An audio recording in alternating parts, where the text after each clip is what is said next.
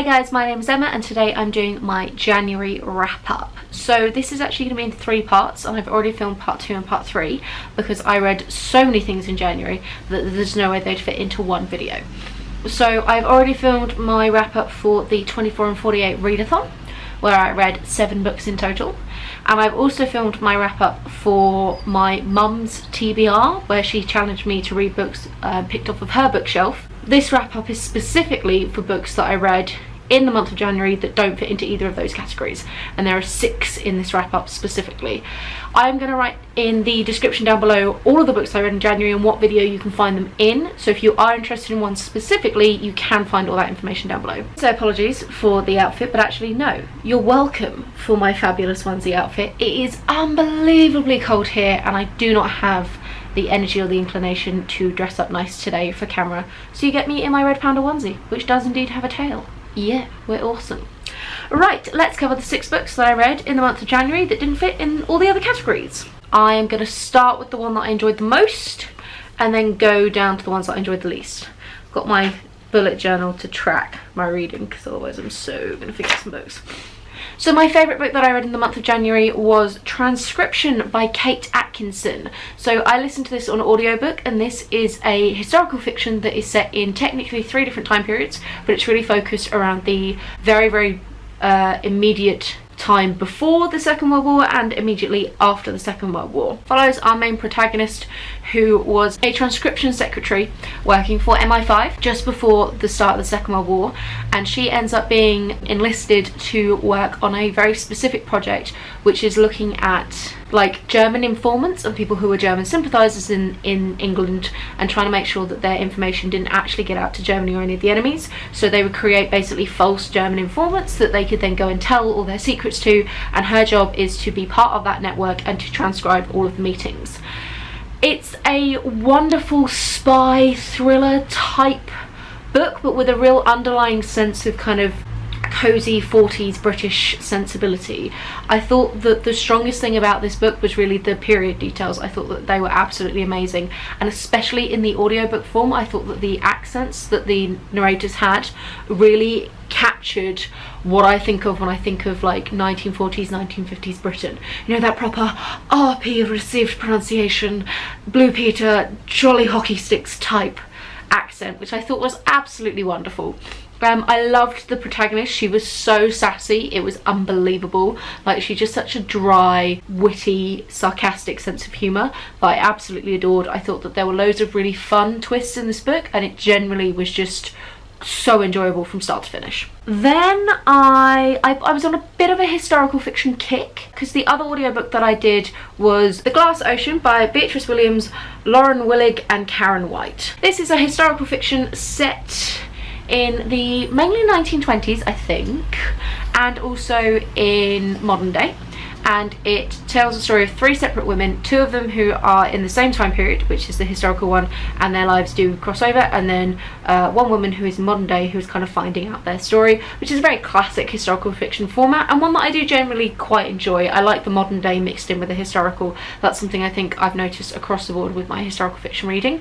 This is set on the Lusitania. The Lusitania is a real life ship that was sunk by German bombers or German submarines that then resulted in basically the introduction of America into, I think, Second World War. I'm gonna go second. I think they were both Second World War this time around. I really enjoyed The Glass Ocean. I thought that the 3 different voices were quite strong. I'm assuming that the 3 different authors linked up to the 3 different voices, which would explain why they were so strong. I don't think I actually liked any one of the female characters more than another one. The only thing that I found with this book is, whilst it is historical fiction, it's also a romance at its heart, and I wasn't expecting that going in. So there were a few moments which got a bit more hot and heavy that I just wasn't expecting. And like, I have no problem with reading romance, and indeed romance that gets a bit smutty in places and things like that. Like, that's not a problem at all, but I do like to know that that's what I'm going into, and I had thought this was going to be more of a strict historical fiction rather than one that focused so heavily on the romance.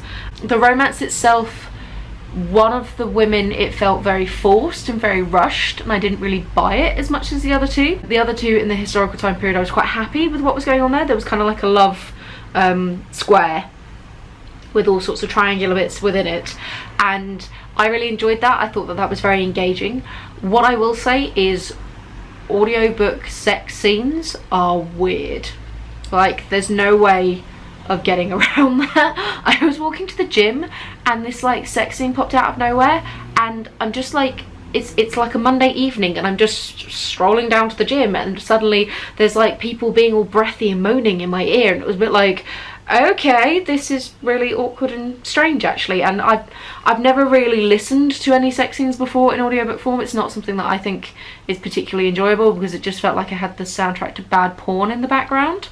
And yeah, I don't know how I feel about romances in audiobook form. If you have opinions about this in any way, then do let me know, because it's one that I'm a bit on the fence with, and I do think that had I read this book rather than listen to it in audiobook form, in some ways I might have enjoyed some of the romance a bit more, because reading a sex scene written on the page compared to having it described to you and the narrators getting like really into it is a bit strange. Although, would it be worse if they were totally deadpan? Like, I can't tell what would be a better or worse experience. Somebody getting like super into reading porn to you, or super not. Like, yeah, it was a strange experience, let's just put it that way. Then I also read in the month of January Frankenstein in Baghdad by Ahmed Saadawi. As the name suggests, this is a retelling of the Frankenstein story, but set specifically in Baghdad. So Hadi is sick of the amount of carnage and destruction that is happening in Baghdad due to all of the bombings, and apparently there is a law where if, like, the government won't pay to have a body buried if it's not complete. If the body is in parts, then they won't actually pay for it to be buried. Instead they just kind of get dumped in sort of mass grave type scenarios, I think. So Hadi is horrified by this and decides to collect up enough body parts to stitch them together to make a full corpse, with the idea of presenting it to the government and being like, ha, bury this now. After he's finished doing this, he is horrified at what he's made and plans to destroy the body, but it comes to life and basically runs away. And then it's following along from that. I read Frankenstein the original back in December, so that was very fresh in my mind, and I really enjoyed the parallels of the formatting specifically. So for those of you who don't know, Frankenstein is an epistolary novel, which means that it is told in a series of letters or diary entries, and within those letters and diary entries, but most of the story is being told to the person writing that letter. So at one point there's a sailor who is sat down with Victor Frankenstein being told his story, and then within Victor Frankenstein's story, Victor Frankenstein meets the monster, and the monster tells him what he's been up to whilst he's been away. So you end up with this like story within a story within a story.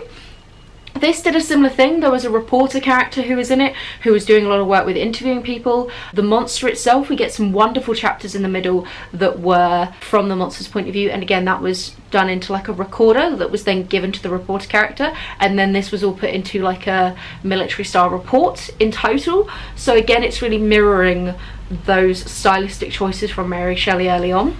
This is part a discussion, like a parody of Frankenstein, but also mainly a discussion of war and of what is going on in Iraq in general. I thought it was very powerful. It's translated fiction, which did mean that I felt like the flow sometimes was a little bit interrupted, but generally I thought that this was a very powerful read and fascinating, especially just straight after having read Frankenstein. I would say reading Frankenstein first will make this one more powerful if you are interested in the Frankenstein mythology. But if you just want a really hard-hitting story about war and specifically the kind of conflict in the Middle East, this one you can read without having touched Frankenstein the original. Very, very good book. Then the last like proper book that I read was Dracula by Bram Stoker.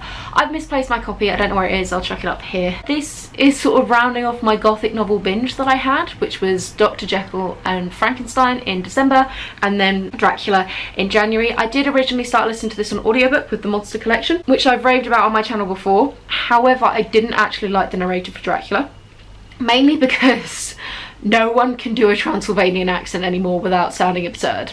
And that's not to say that the narrator wasn't good, because I think the narrator did the absolute best that they could with what they had, but I can't hear a Transylvanian accent now without thinking of the Count from Sesame Street. That guy. So as soon as Dracula the character was actually introduced in the story and we had that wonderful iconic accent coming through, I kind of got a bit giggly and couldn't really take him seriously and knew that this was going to seriously impact the rest of the book for me. So I bought a physical copy instead. Dracula bloody long, But what I will say is it is a wonderful read. It was a little bit slow in places. I found the beginning, the start was a little bit slow, and the end was really slow. By the time we got to the end, I kind of wanted it to just wrap up and be done, but I was really hooked in the middle. I loved the cast of characters. Again, it's an epistolary style novel, but this one is put together almost as if it's trying to come up with like a full report of what happened to be given to somebody so that they can fully understand it. So it's a collection of letters and diary entries and newspaper reports, and I really liked that. I thought it was fascinating getting all the different points of view. I loved Minna. She's such a badass character. Minna Harker, you're a babe. And generally it was a brilliant and very entertaining story. Then the final one that I had to talk about, the final two even, are graphic novels. So I was reading a lot of graphic novels in January. I read 4 different graphic novels in 24 and 48, and all of those I really enjoyed. And then I read these 2 outside of that readathon, and I did not enjoy either of them. I picked up Alias. This is Jessica Jones. This is it's Max Comics, but it is linked to the Marvel universe. The reason why I picked this up was because I really enjoyed the Jessica Jones Netflix original TV series. Season 1 anyway. I never actually finished season 2 because it all got a bit convoluted and interconnected. And I think that was my big issue with this one, and this is my issue with some superhero comics in general, is it's such a vast universe now and so much has happened that I don't know half the cast of characters. So when people pop up, there's like underlying subtext of different relationships there that I just don't get. So this was perfectly pleasant to read, but I felt like I only got maybe like 30% of it because so much of it was interlinked into other events that I'm not going to continue with it, because quite frankly I can't be bothered to try and get to know you like another section of the Marvel comic book universe. I'm barely there with Captain America as it is. This is gonna be abandoned. And then the other one that I really didn't enjoy, which is such a shame because I was so looking forward to this and so many people rave about it, is I Hate Fairyland by Skottie Young. So this tells the story of a young girl who fairies whisk her away to Fairyland, and the idea is that it's like a magical fun time where you get given a really easy quest, you solve it in a day, you get to have a great time in Fairyland and then you go home. However, our main character has been stuck in Fairyland for like 30 odd years because she just cannot solve this quest. So she's like a 40-year-old raging, furious woman trapped in like an 8-year-old's body.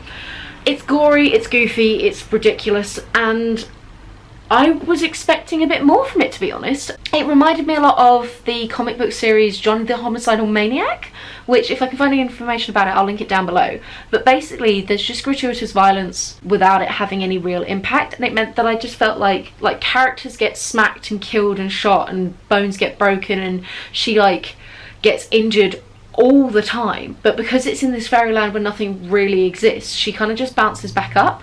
And I didn't really feel like I got to know her as a character beyond just rage. I didn't really feel like I got to know any of the characters sort of around her. The whole thing felt really disjointed and absurd, and it just feels like it's kind of... Do you remember Happy Tree Friends? Was that what they were called? That was that really absurd cartoon that went around the internet for a while, and they would just like massacre each other in ridiculous ways. It reminds me so much of that. It's that style of black comedy which is really focusing on the violence of it, but the like cutesy violence that clashes together, that I just personally didn't find engaging.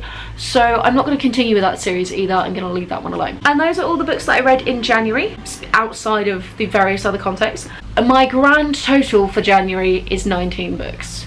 Holy crap. It's amazing what you can do when you're unemployed. I'm expecting February to be a little bit calmer and fewer books. I am doing a crazy challenge with my partner, which I'll link down below. That's pretty much it from me. Have you read any of the books on this list? What do you think to them? All of those kinds of questions and comments, I love to know. And yeah. Also, can somebody recommend some more historical fiction to me, please? I like historical fiction quite a lot, and I think I want to read more. So give me your top historical fiction recommendations down below. Have a wonderful reading week, and I'll chat to you soon. Bye guys!